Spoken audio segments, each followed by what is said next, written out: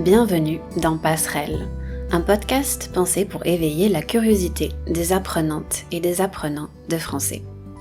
Je m'appelle Émilie et dans la vie, j'enseigne le français à des personnes venant d'un peu partout dans le monde. Dans ce podcast, je vous parle de sujets en lien avec l'apprentissage du français, parfois, mais pas toujours.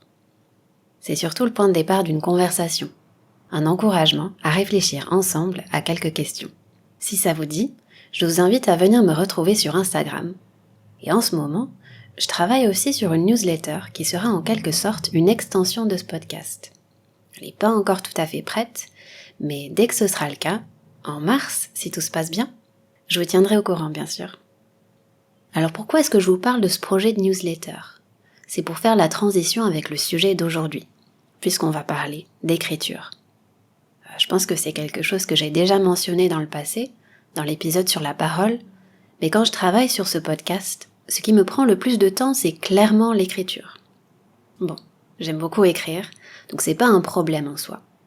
Mais écrire, pour certaines ou certains, je sais que c'est quelque chose qui semble fastidieux parfois. C'est une activité qui nécessite de prendre du temps. Pouvoir faire ça, c'est pas donné à tout le monde, j'en suis consciente. C'est pas donné à tout le monde, ça veut dire que tout le monde ne peut pas forcément avoir ce temps disponible pour écrire 3 pages chaque matin au réveil, par exemple. D'ailleurs, c'est mon cas aussi. Dans la vie, il y a des périodes où j'ai beaucoup écrit, et d'autres où j'ai pas touché mon carnet pendant des mois. Malgré ça, je reste convaincue que l'écriture a un rôle très bénéfique à jouer dans la vie, et notamment dans l'apprentissage. Alors je vous propose de parler de tout ça plus en détail. La question à laquelle on va répondre dans cet épisode, ou en tout cas on va essayer d'apporter quelques éléments de réponse, c'est la suivante. Quelles sont les vertus de l'écriture ? Quelles sont les vertus thérapeutiques de l'écriture ? Pour commencer, j'ai envie de parler du journal intime, en général, et de ce qui pousse tant de gens à confier leurs pensées à un journal. Et puis, je vais prendre quelques minutes pour m'interroger sur la place que l'écriture occupe dans ma vie et partager quelques extraits de mon carnet pour vous donner des idées. Et au-delà de ça, enfin, on va se demander comment inclure davantage l'écriture dans l'apprentissage des langues, si c'est quelque chose que vous souhaitez faire ou quelque chose dont vous avez besoin dans votre pratique du français.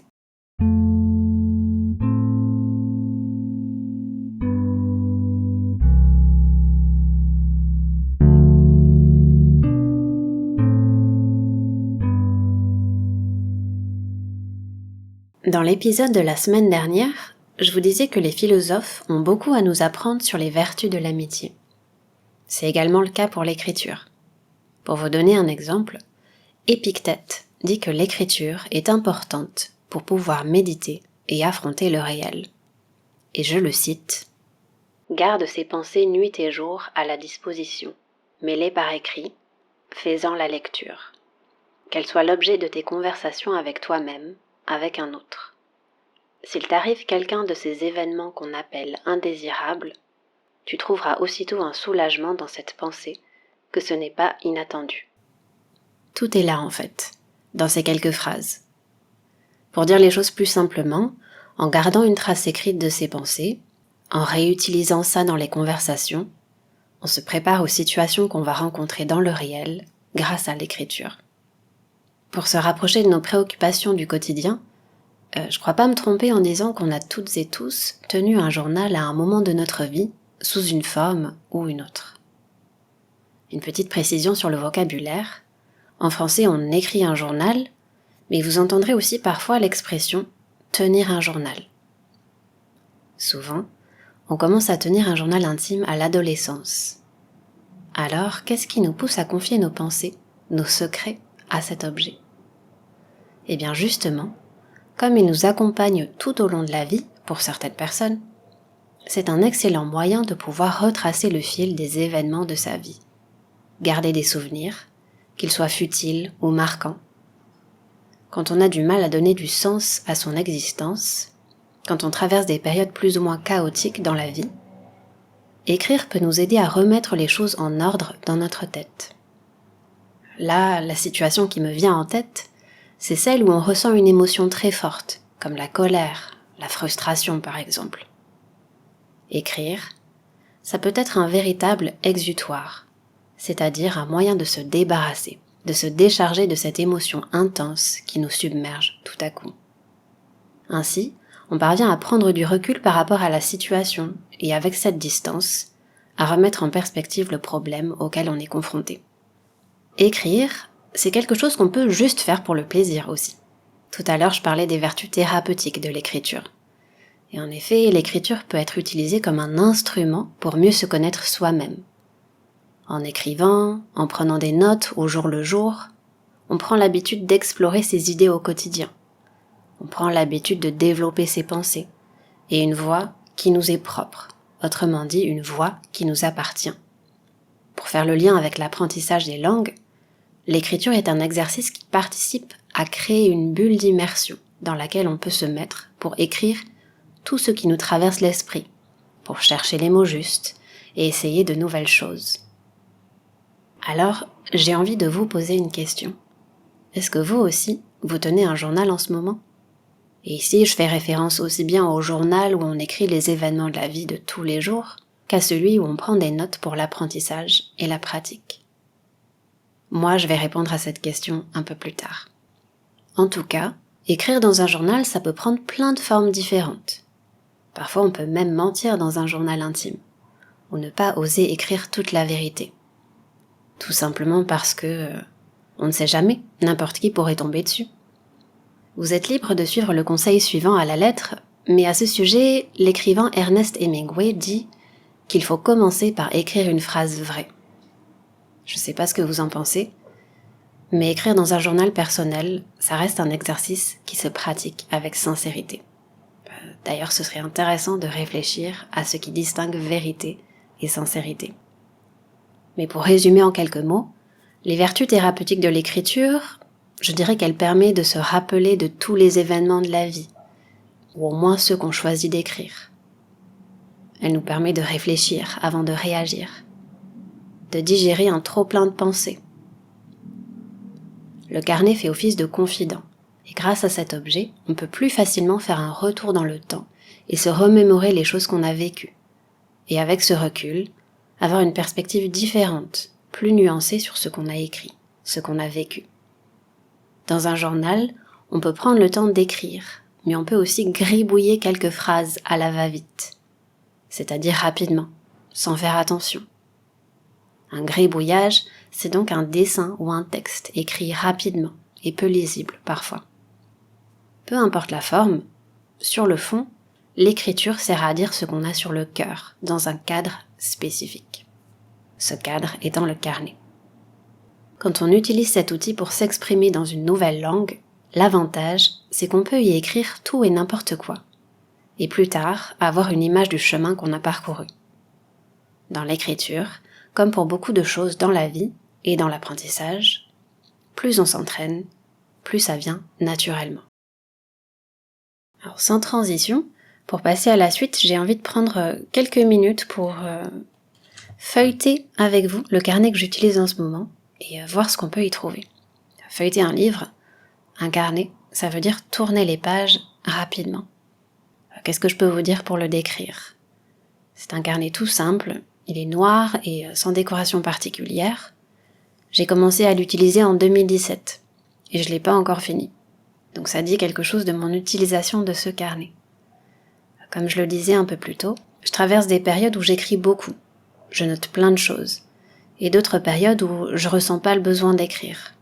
Et à vrai dire, j'alterne beaucoup entre écrire à la main, dans mon carnet, et écrire sur mon ordinateur.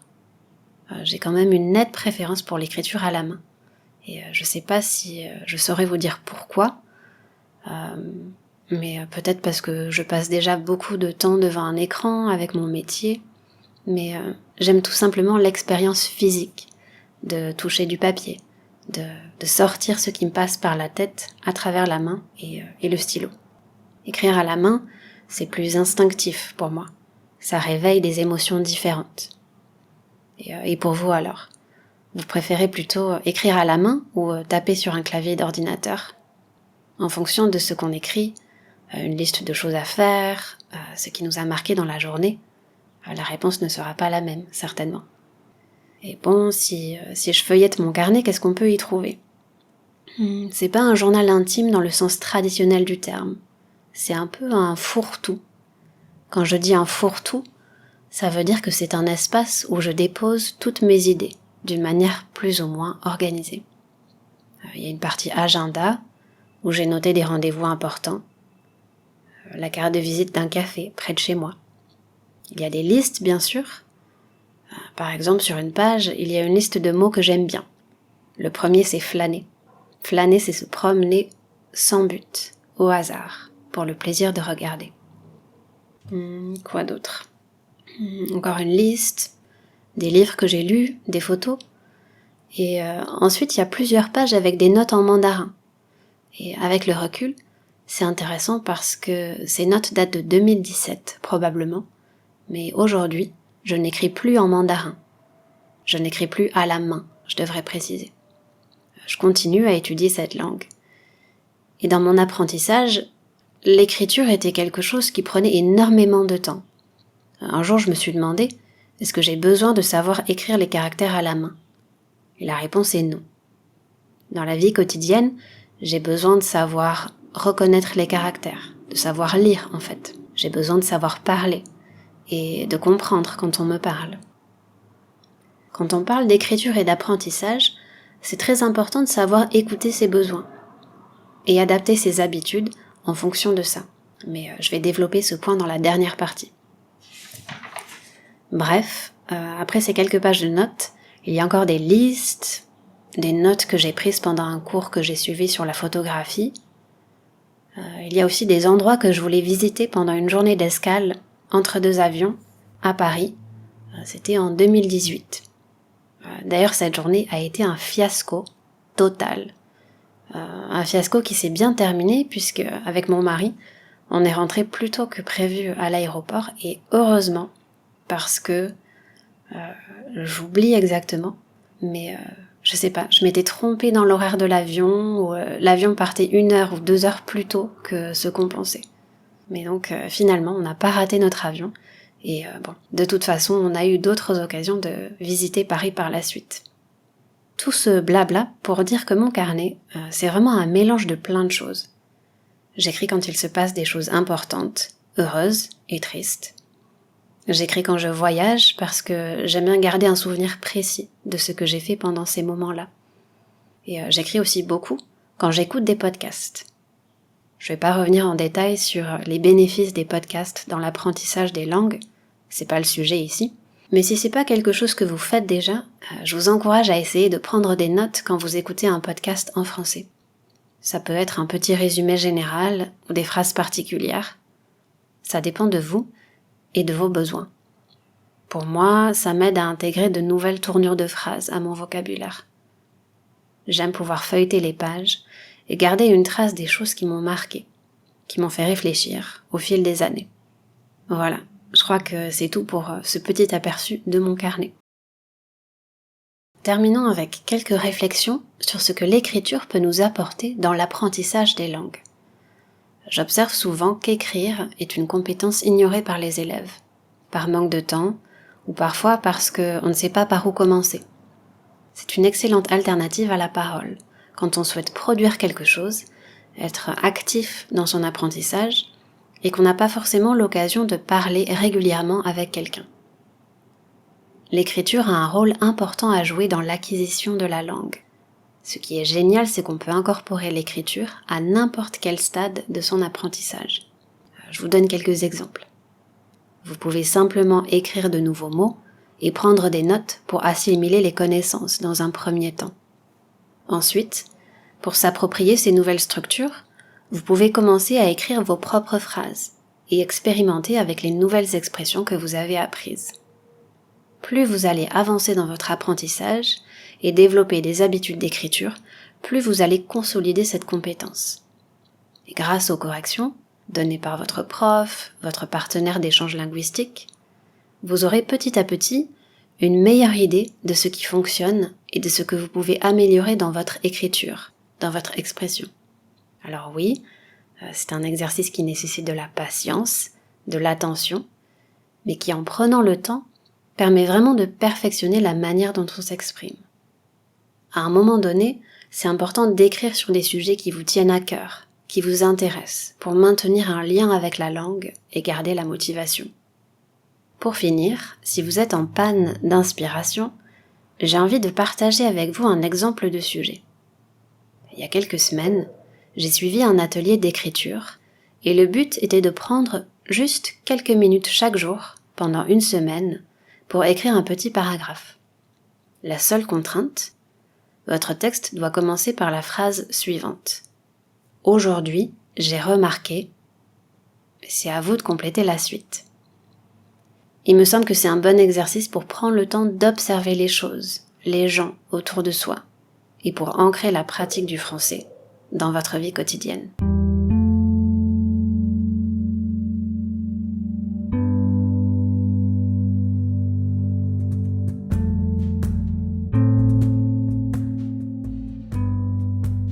Voilà, c'est tout pour cette semaine. Comme d'habitude, j'espère que cet épisode vous aura intéressé, qu'il vous aura fait réfléchir un peu sur votre rapport à l'écriture et à comment vous l'intégrer dans votre vie, dans votre apprentissage du français et des langues étrangères en général.